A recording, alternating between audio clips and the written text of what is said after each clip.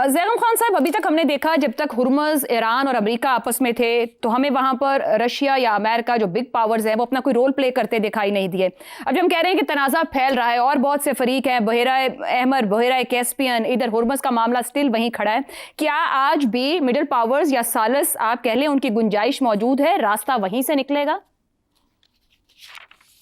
आयशा, इस वक्त ये तनाज़ा फैल रहा है और जो मिडिल पावर्स हैं जो पहले से इन्वॉल्व थी, पाकिस्तान, कतर, ओमान, ये अपनी पूरी कोशिश कर रहे हैं। सर मिस्र भी था एक, और उस पर भी हमला हो गया है, उसके जहाज़ों पे भी जो वहाँ खड़े हैं। जी, मिस्र पर भी हमला हो गया, शुक्रिया। देखिए, ईरान ने 14 मुल्कों के टारगेट्स पर, खुद ईरान ने या ईरान के साथ जो उनकी इत्तेहादी तंजीम है उन्होंने हमला किए हैं 14 मुल्कों के टारगेट्स पर। तो ज़ाहिर है तनाज़ा फैल रहा है।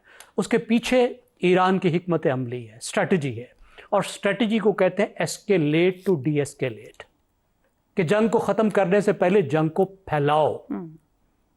जब जंग फैलेगी तो फिर ईरान पर, अमेरिका पर उसका दबाव पड़ेगा, और जब अमेरिका पर दबाव पड़ेगा, ख़ास तौर पे जब दुनिया पर माशी दबाव पड़ेगा, उसकी वजह से अमेरिका पर दबाव पड़ेगा, तो फिर ईरान से उस तरह का मुआहदा होगा जिससे ईरान को सिक्योरिटी मिले और माशी रिलीफ मिले।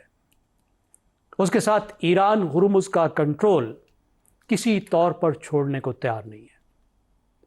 उस वक्त तक वो उसका कंट्रोल नहीं छोड़ना चाहता जब तक कि आखिरी मुआहदा ना हो जाए, क्योंकि वो समझता है कि हुर्मुज़ का कंट्रोल उसकी सिक्योरिटी की गारंटी बन चुका है। सही। उसके उसके पास एक ऐसी लिवरेज आ चुकी है जिसको छोड़ना उसके लिए ख़तरनाक है, क्योंकि ईरान ये समझता है कि जब जंग रुकेगी तो अमेरिका फिर वापस आएगा। पिछली दफ़ा भी जंग रुकी थी तो ईरान ये समझता था कि ये सिर्फ अमेरिका वक्फा ले रहा है, और अब भी ईरान ये समझता है कि अगर फौरी तौर पर जंग रुकी तो ये सिर्फ एक वक्फा होगा, अमेरिका ज़्यादा तैयारी से वापस आएगा। लेकिन ये जो हिकमत अमली है, ये जो स्ट्रेटजी है, ये एक दो धारी तलवार है, क्योंकि इन सब मुल्कों पे हमले करके, इन पे दबाव डाल के ईरान ये चाहता है कि इन मुल्कों के जरिए से अमेरिका पर दबाव डाला जाए, क्योंकि सब मुल्क अमेरिका के इत्तेहादी हैं। ये अमेरिका से कहें कि खुदा के वास्ते तुम ख़त्म करो इसको, वापस जाओ, ईरान की बातें मानो। अब सऊदी अरब को देखिए कि सऊदी अरब एक ऐसा मुल्क है जो बेहतरीन रिस्ट्रेंट का मुजाहरा कर रहा था, इंतहाई तहम्मुल का मुजाहरा कर रहा था, खित्ते की बड़ी कुव्वत है और बड़ी फौजी कुव्वत भी है। लेकिन ईरान जंग को हुर्मुज़ से लेकर बाबुल मंदब तक चला गया ताकि सऊदी अरब का तेल रोका जाए। सऊदी अरब का तेल क्यों रोका जाए? ताकि जो तेल की कमी है वो जल्द से जल्द दुनिया में पैदा हो, और जब तेल की कमी पैदा होगी तो फिर ईरान की बात माननी पड़ेगी। तो इराक में जो मलेशियाज ईरान की हामी मौजूद हैं, उन्होंने सऊदीया में टारगेट्स पर अटैक किए, और ज़ाहिर है रेस्ट्रेंट की कोई हद होती है।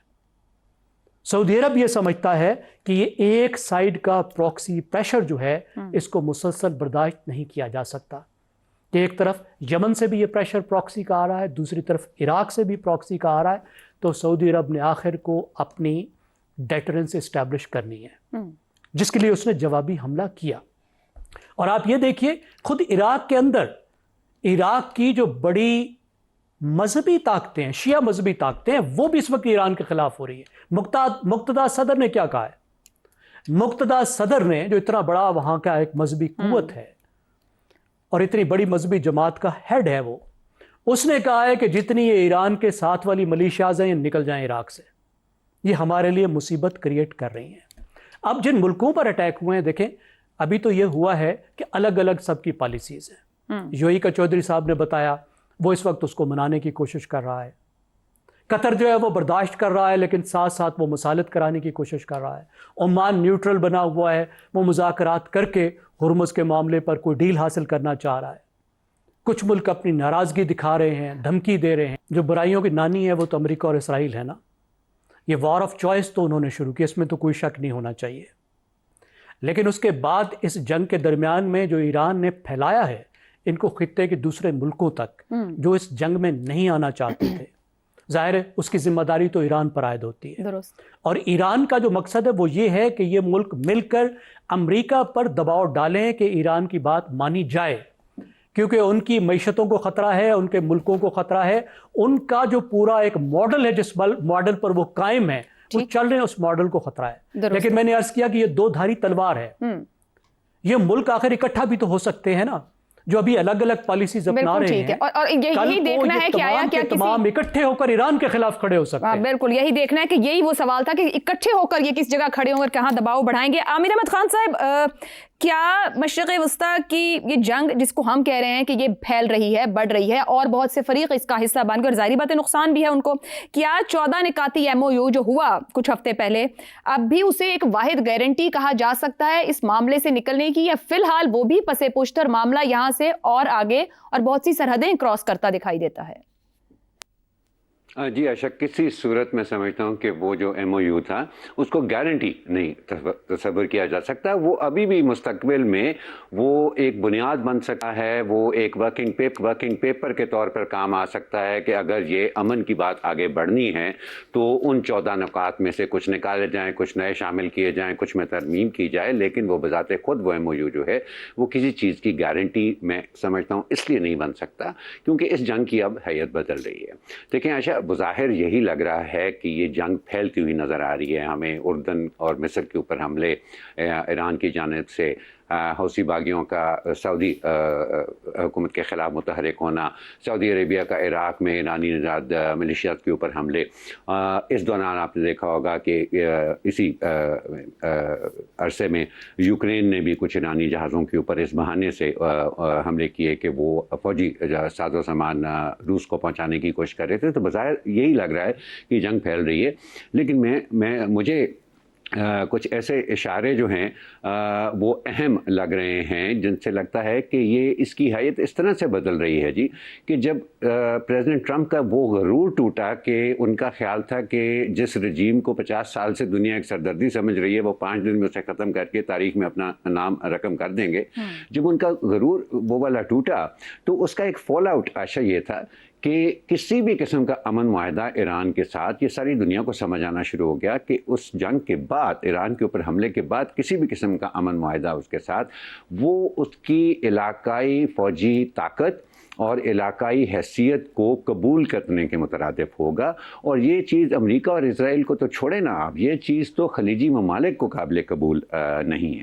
اس لیے آپ دیکھیں کہ امریکہ اور اسرائیل کی طرف سے اب آپ کو نسبتاً خاموشی نظر آتی ہے بیان بازی کی حد تک. وہ والے بڑے بڑے بیانات کے تہذیب کا خاتمہ ہو جائے گا اور ہم نیست و نابود کر دیں گے ان کی فوجی طاقت کو، اب آپ کو پریزیڈنٹ ٹرمپ سے وہ نہیں نظر آ رہے ہیں. نیتن یاہو تو بالکل ہی خاموش ہو گئے ہیں. ان کی جو منہ ماری ہوئی ہے پریزیڈنٹ ٹرمپ کے بعد، اس کے بعد اگر ان کے کوئی رابطے ہوئے بھی ہیں تو اس کے اوپر پردہ ہی رکھا گیا ہے، ان کو بہت زیادہ اچھالا نہیں گیا.